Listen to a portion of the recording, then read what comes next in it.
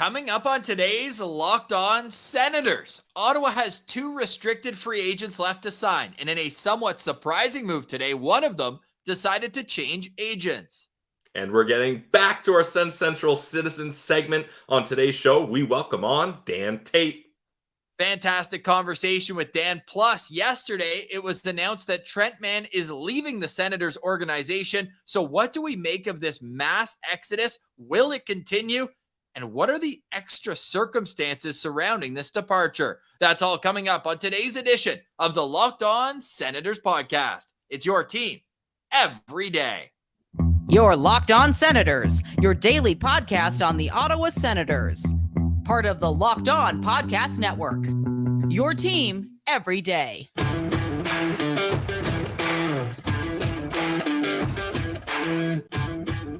I'm Jake Sanderson, and you're listening to Locked On Senators podcast.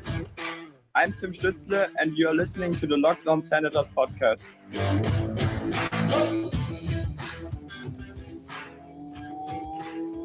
Welcome inside episode 840 of the Locked On Senators podcast. I'm Ross Levitan on the outskirts of enemy territory in Winnipeg, Manitoba, alongside Brandon Piller up in the Blue Mountains. Today's episode is brought to you by the FanDuel Sportsbook. It's the official sportsbook of Locked On. Make every moment more. Visit FanDuel.com/LockedOn to get started today. We also hope you like and subscribe to the show on YouTube. We're also available wherever you download your podcasts. Today is Wednesday, July 12th, and Pilsy, friend of the show, Igor Sokolov, still without a contract, and now he's being represented by Andy Scott from Octagon Hockey.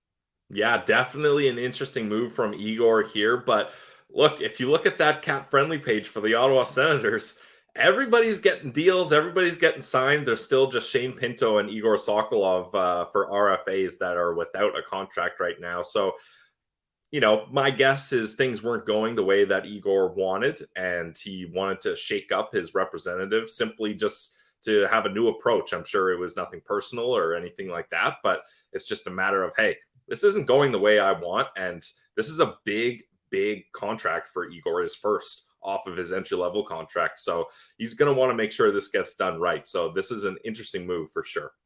His previous agent with OLP Sportsman, they were one of the first agencies that was so good to us. They were also Drake Batherson's agent out of junior hockey as well. We really appreciate them, and I know Igor feels the same way, but they also are a lot more junior focused. So when you get into these tough negotiations at the NHL level, I think Andy Scott is a great representative for him. Of course, Octagon Hockey as a whole, it's not at the same grandeur as, you know, Newport Sports, but it's pretty close, right? Like they have a huge mass representation in terms of different agents under the umbrella. It's run at the top by Mike Liut and Alan Walsh, a name that many will be familiar with. He goes to battle for his clients. And Andy Scott in particular already has a senator on his agency card, and that is Jacob Chychrun. So we heard from Andy Scott quite a bit when Chychrun was traded to Ottawa and just the excitement. Andy Scott's an Ottawa guy himself. So I just think it's a great fit. Obviously, there's more of a relationship between the agent and different general managers, including obviously Pierre Dorion. He's had clients that have been Senators in the past, and I just think this will be a step forward, and I hope Igor is able to get a fair contract. I think that he's in a bit of a strange situation where he doesn't have that many NHL games under his belt, but he's also done everything there is to do in Belleville. So where do you kind of draw the line? Are you expecting this to be a two-way contract? And if so, where do you find the negotiating here? Is it what his minor salary is going to be? I think the best solution that makes sense for both parties, Igor and the Senators, would be a 2-year deal.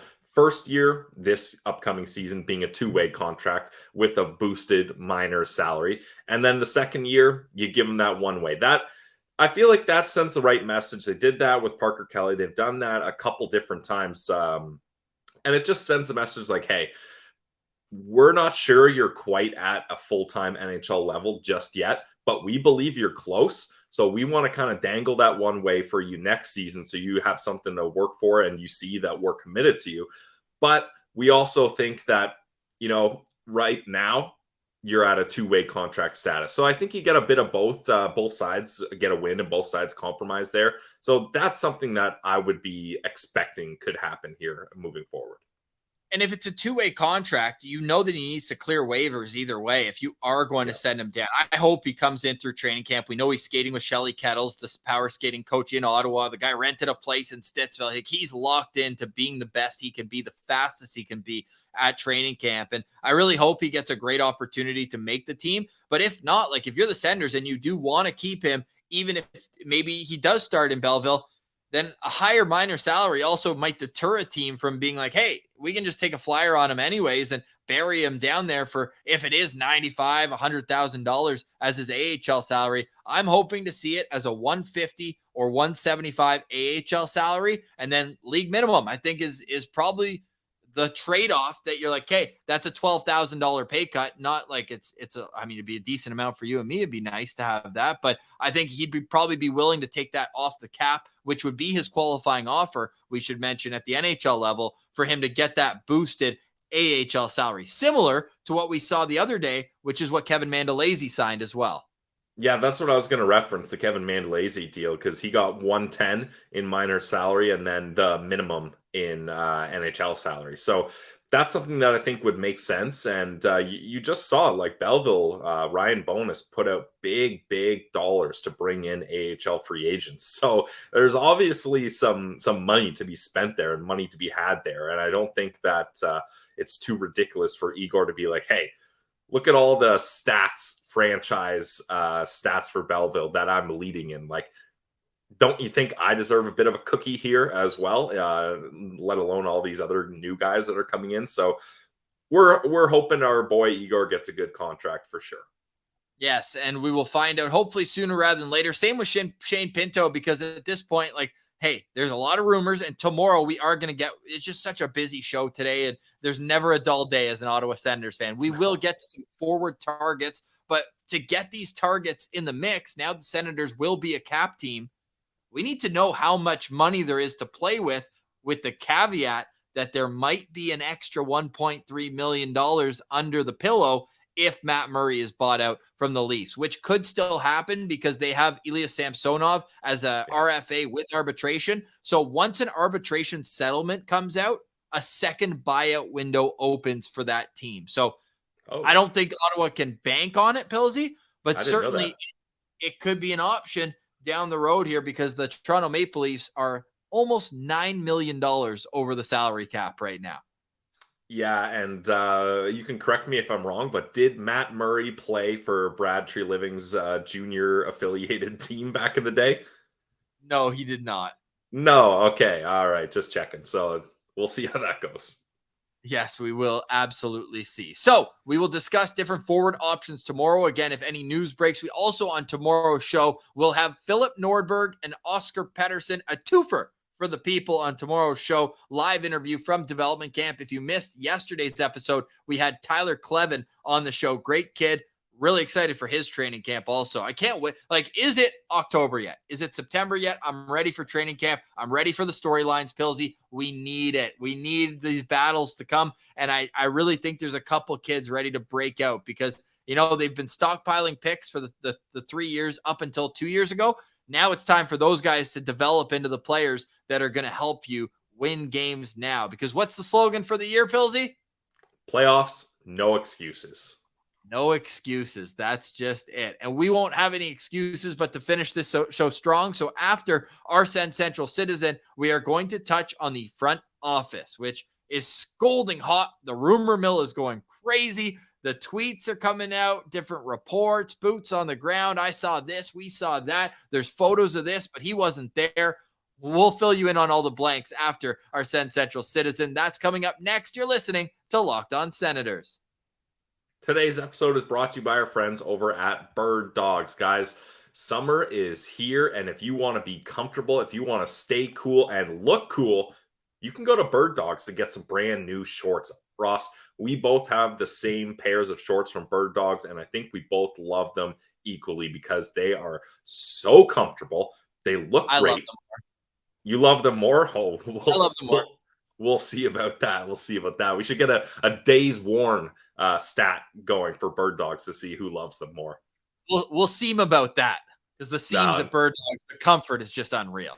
Nice. There you go. And the thing is, the way they're so comfortable is they have a cloud knit fabric that looks just like khaki but stretches. So you get that slimmer fit without sacrificing movement, and the anti-stink sweat wicking fabric that keeps you cool and dry all day. So go to birddogs.com/lockedonnhl for a free Yeti style tumbler. You guys have seen me drinking coffee out of mine. You get that with your free with an order. That's birddogs.com/lockedonnhl for a free Yeti style tumbler. You won't want to take your bird dogs off. We promise you.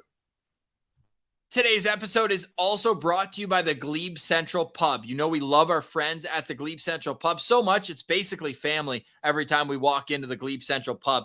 And this weekend at TD Place, there is so much going on. And the best place to go before is Glebe Central Pub. Now, this weekend at the Glebe Central Pub, live music after the Red Blacks game, 9 p.m. to close. So the Red Blacks are taking on the Winnipeg Blue Bombers at home. The Red Blacks are 1-0 in their last one home game. That might be wrong. They might have played at home last weekend too. But you know what?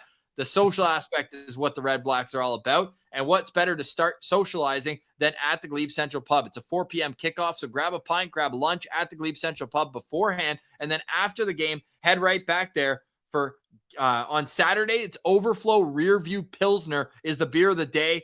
Live music bent up good from 9 p.m. to midnight. Friday as well. Women's Six Nations at TD Place. Rugby, women's rugby at TD Place. 7 o'clock is that. So they've got what better? Like rugby, Guinness. Doesn't that just kind of go hand in hand? Guinness, beer of the day at Glebe Central Pub. So many good vibes at Glebe Central Pub. Live music, trivia night. Follow them on social media as well. Glebe Central Pub. And go down to Glebe Central Pub and let them know that Locked On Senators sent you. We love our friends. Go find them. 779 Bank Street in the heart of the Glebe. 779 Bank Street. Go check them out. It's the Glebe Central Pub. All right. Now let's get to episode 1 of season 3. This week, SensCentral Citizen. Here is Dan Tait. All right. We're now very pleased to welcome this week's SensCentral Citizen. Basically starting off season 3 of our SensCentral Citizens. We are going all the way out to the left coast, bringing on Dan Tait. Dan, what's going on, brother? Welcome to the show. Not much. Thanks for having me, gentlemen. Dude, it's our pleasure. I see the Sens sweater hanging up in the background. So my natural question is, how'd you end up in BC? Are you an Ottawa kid at heart? What's the story there? I was born and raised in Arnprior, so just west of Ottawa, and then kind of kicked around Ottawa. I was a big fan of Ottawa all my life and played a little bit of house league hockey, and then moved out here about 12 years ago out to Kelowna, BC. Nice. Yeah, we were chatting off air. I have a love for that area, so I'm a little jealous you're out there, especially Peachland. It's a beautiful spot, that's for sure. So is there still, we know Sens fans usually come out pretty well for the Vancouver games. Is there a good Sens community in the Okanagan at all, or are you just on your own there? It's kind of funny. So I started listening to you guys last summer when Giroux came through. Nice. Or we heard about Giroux. So I jumped on, and then here and there I started seeing Sens shirts and jerseys kind of just pop up last summer. So it's bigger than I thought it was. Before it was just like me and two buddies, and we just watch Sens games and usually try and bet against our Leafs buddies. But but now there's a few more of us. We're crawling out of the woodwork. As we always do with our SensCentral Citizens, how'd you become a Sens fan? Like, was it as simple as growing up in Arnprior? What are your earliest memories of falling in love with the team? It was, well, I'm going to lose some people here. I started as a Leafs fan. I'm an 87 baby. Okay. And I loved, Doug Gilmour, but that's enough talk about the Leafs. My dad, he owned a company in Ottawa, and I believe he got season tickets for the inaugural season and has had tickets ever since. So I'm really fortunate I grew up, with access to tickets. So I remember seeing the Sens in the Civic Center. Nice. And then the first year that we had the Palladium, and then it was Corral Center and stuff like that. So I got to really grow up watching the Sens. My parents are both huge fans. My mom calls, all her favorites her boys kind of thing. So, so after a certain point of exposure to these Sens games, I was like, screw the Leafs. So that was an easy transition for you then, eh? There wasn't any kind of mixed emotions about it. It was just like, no, see you later. It was a pretty quick transition. Yeah. Nice. I mean, like I have a hockey card. You know how they used to do hockey cards of us, like in a house league, you look like a pro hockey player.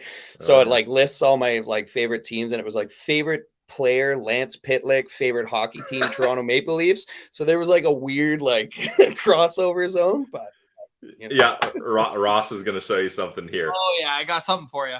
Lance Pitlick, that's a good throwback name. So yeah, that's interesting, and it's good your parents made the switch too, because I find sometimes the parents are like, yeah, we live in Ottawa, sure, this new NHL team is here, but like we're Leafs or Habs fans, like we're not changing. So I'm glad as a family you guys all came together and became Sens fans. Totally. My mom was a big Bruins fan. She loved like Cam Neely and Ray Bourque, and but she got converted pretty thoroughly. That's good. So Dan, can I interest you in one of these? Yeah, that's awesome. That's so good. Anytime I can pull a Lance Pitlick jersey out of the closet, I have to. It's about like a kid small. Hey, a little alternate captain. Put some respect on Lance Pitlick's name. But that's like an old school era. That's like Sens are just starting to make the playoffs. So my question to you is like, were you dialed in before they started to get good? Like, because that couldn't have been that easy. This is a pretty bad expansion team for the first few years. Oh, it was. Yeah, it was terrible. And like, I was, as dialed in as I could be as like a house league hockey player that's also like an art nerd. And so like, I'd go to the games and really, really kind of follow, especially in those exciting series against like the Devils and Buffalo and stuff like that.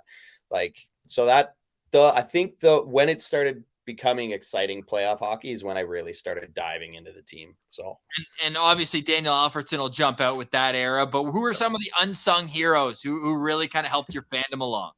Man, I was a huge Wade Redden fan. Wade Redden fan. Loved that guy. And actually, like I recently taught him how to play guitar a couple sessions. No way. He lived out here before when he was with the Nashville crew. He was doing scouting for Nashville or something like that. Yep. Anyways. So I loved Redden. I loved Yorkie. And I was a big fan of Ron Tugnut. Nice. Classic. Yeah. Great goaltender, although cursed, but great goalie. Yeah. Okay. We gotta tell us more about teaching Redden to play guitar. What was that like? How did you guys cross paths? What song did he want to learn? Like, can Redden play "Smoke on the Water" perfectly now? Like, we got to know these things. Okay, so caveat, I guess we did one lesson at his place, nice. But he Wade had seen me play at this winter music festival a couple of times. Once with my old band and once with my current band, and nice. Just being such a big fan, I was like, I know you. He's like, oh, do you? Yeah, I've got we started chatting. He's actually good friends with the bar owner that helps run this festival, so. We just kind of stayed in contact, and he expressed interest in learning how to play some guitar. So it was just simple stuff like hip songs and stuff like that. So nice. Went over one day and just got to hang out and chat guitar, and showed him. I think it was Wheat Kings. That's one of my favorites. That's my karaoke song special, Wheat Kings. Oh, really? Yeah. Teaching a former Brandon Wheat King how to play. That's good. Hell yeah. Paris of the Prairies. Let's go. Talk about coming full circle though. Hey, as this guy from Arnprior getting to teach him out there. Like, did you know when he walked in the bar exactly who he was? I mean, he's a pretty like noticeable guy. Redden has like this aura about him. Like when we see him at the rink, like, he's there, and he's like a confident guy, and people like gravitate towards him. So yeah. Yeah, he's a confident guy. He's a smiley guy. Like he's easy to smile and easy to kind of chuckle and stuff like that. So I knew for sure. Like in my band, I've got two Leafs fans and kind of like a fair weather hockey fan. So they didn't really care. But I was like, oh man, it's Wade. We gotta play really well. Like Wade's right there, man. Like that's awesome. Hope you're enjoying our chat with Dan. We'll get right back to it. But first, a word from our friends at FanDuel. Yes, FanDuel, the official sportsbook partner of the Locked On Podcast Network.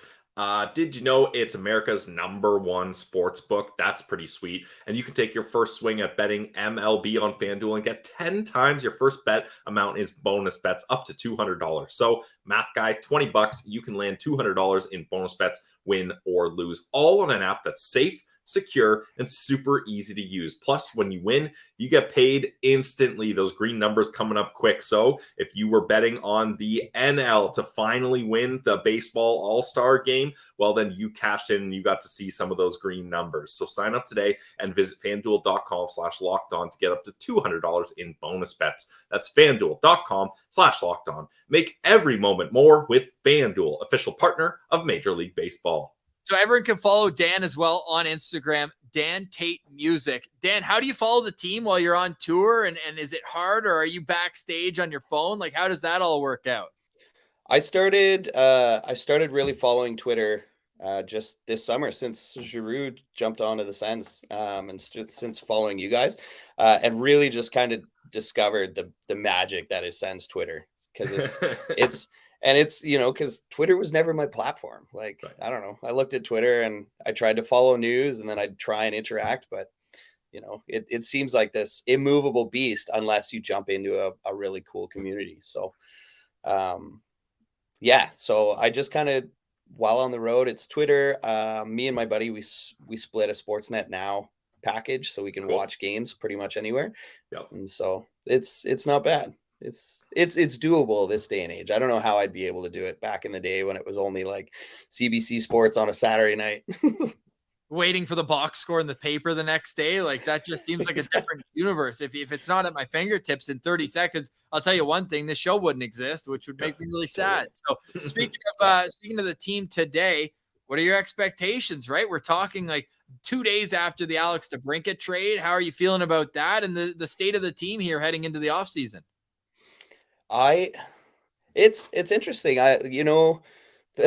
After the DeBrincat insanity for, it felt like months, I'm cautiously optimistic. I really want to see like Ridley Gregg. I want to see our young guys, Crooker, like really step up and take the opportunity that's kind of presenting itself. Because I mean, we don't really know what's going to happen next, what Pierre's going to get up to, but it'd be really cool to see within the organization if we have some of these young guys really step into some cool roles and like show up hard at training camp. And I'm cautiously optimistic though. Is there one prospect or young guy who you really want to see make a step forward this upcoming season? I want to see JBD really, really show up. I'm a big fan of defensemen, and like if JBD really steps up, then we have an indomitable defensive core. I think like if JBD is a dependable player, and then we've got Branny and we've got our top four, like it could be I'd love to see JBD really do it. Now, you mentioned that you'd like to see a lot of internal players kind of fill in spots for this roster. So let's say Pierre Dorion is done adding, no more additions. What we've got is what we got. Do you think this team and this roster is enough to make playoffs this year?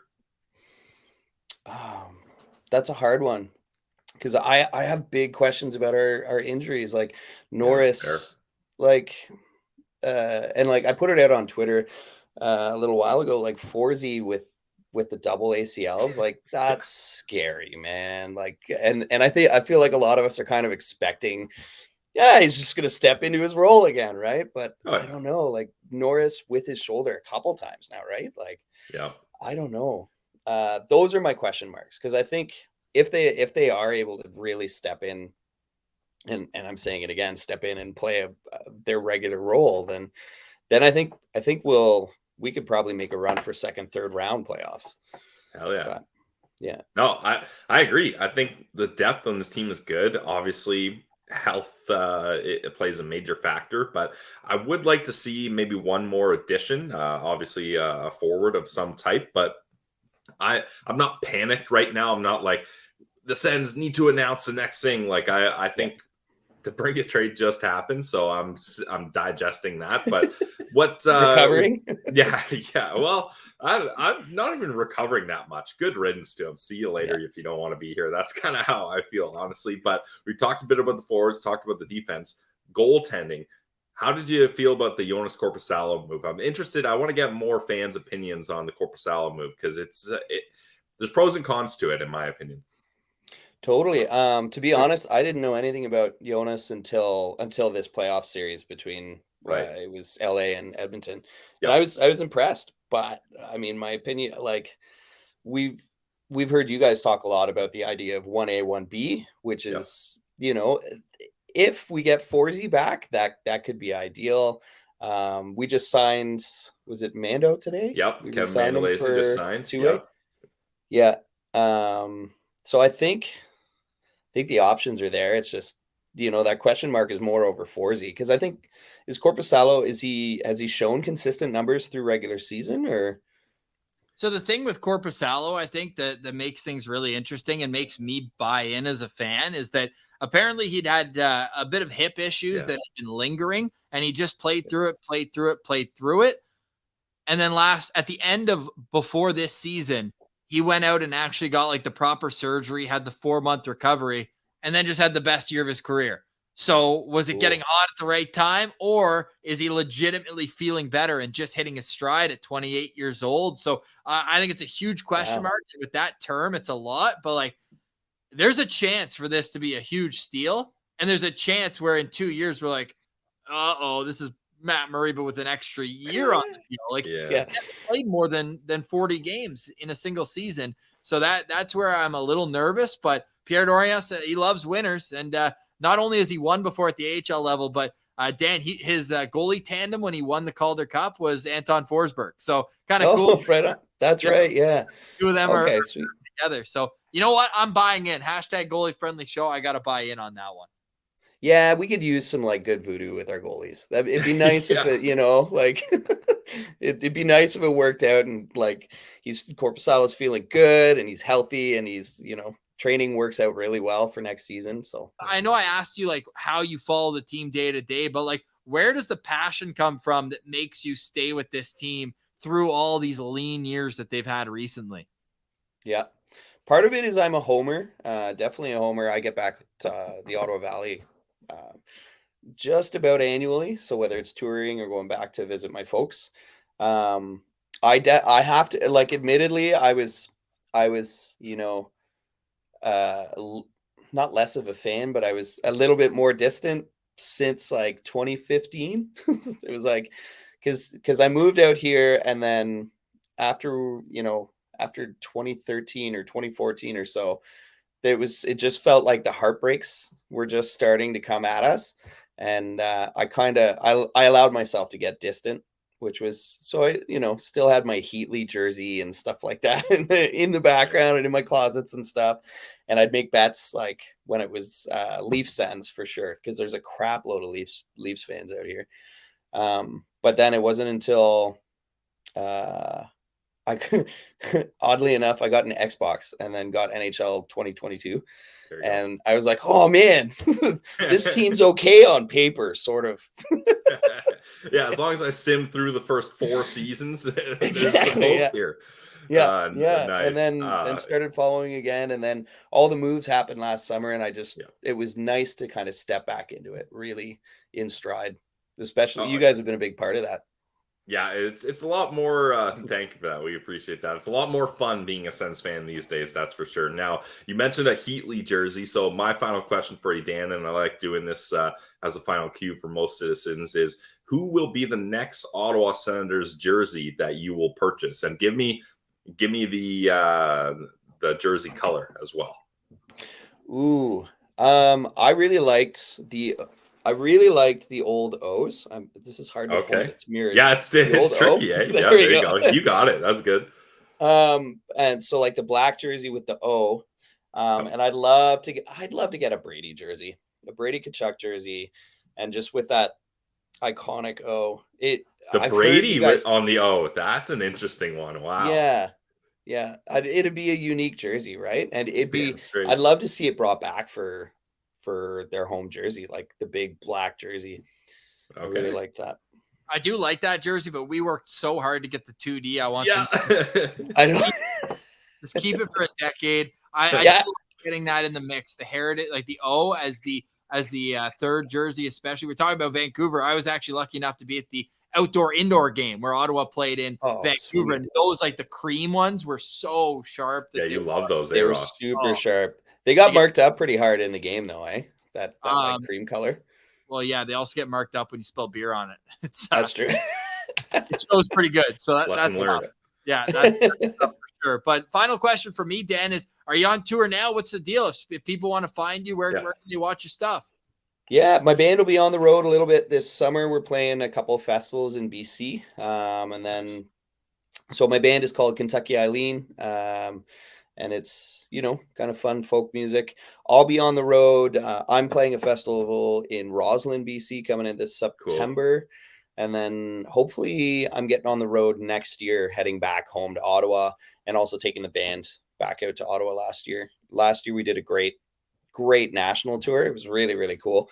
And we played in, do you guys know Carp, Ontario? Yeah, we played my buddy's brewery, the Ridge Rock Brewery. Nice. Yeah, on Canada Day. It was awesome. It was really cool. Wow. So we were hoping to do that this summer, but just working with our agent, we had some issues. So we'll be doing a national run next year. Awesome. Well, we're going to be looking forward to following along. And in the meantime, on social media, we know your Twitter's firing red hot, but you can also find Dan on Instagram, Dan Tait Music. Dan, appreciate you being a SensCentral Citizen. Thank you for supporting the show, and we look forward to having a beer with you in person one of these days. Sounds good. Thanks so much, gentlemen. Stick taps to Dan for joining us. Always love having the West Coast connection. I do feel, and we mentioned it in the interview, there are always so many Sens fans when the team plays out in Vancouver. And we hope that vibe continues with Seattle now in the league. And that road trip, we have to make sure one of these years, Pilsy, we get that trip off the bucket list. Absolutely. Pilsy, you know who's not making any trips for the Senators next year? Trent Mann. Assistant GM is out. And I want to approach it here. Let's just cover the rumors real quick. And then I want to ask you a more generalized question.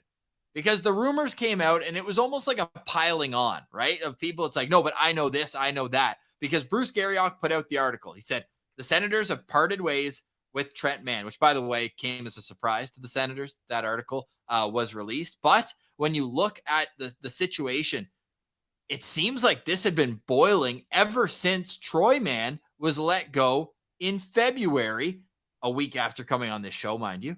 But Trent Mann didn't know that Troy Mann was being fired until after the firing took place. Obviously, an awkward situation for him. Yeah.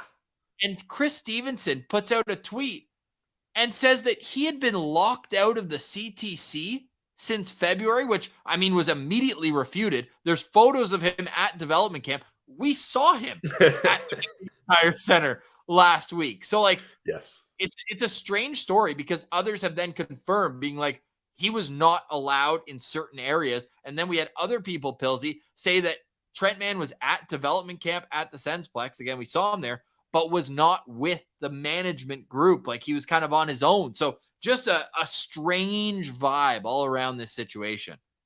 Yeah, Ross, I honestly have no clue what's going on with this story. Like this, like you mentioned, we saw him there. So whether he snuck past security or what happened, I don't know. But he was there when we were doing our dev camp day, and the whole thing just seems weird to me. Like I don't pretend to know one way or another how this shook down or kind of who's at fault or why these things are happening. But all I can say is I think Michael Landauer is making it clear he's going to make some changes around here. And you know what?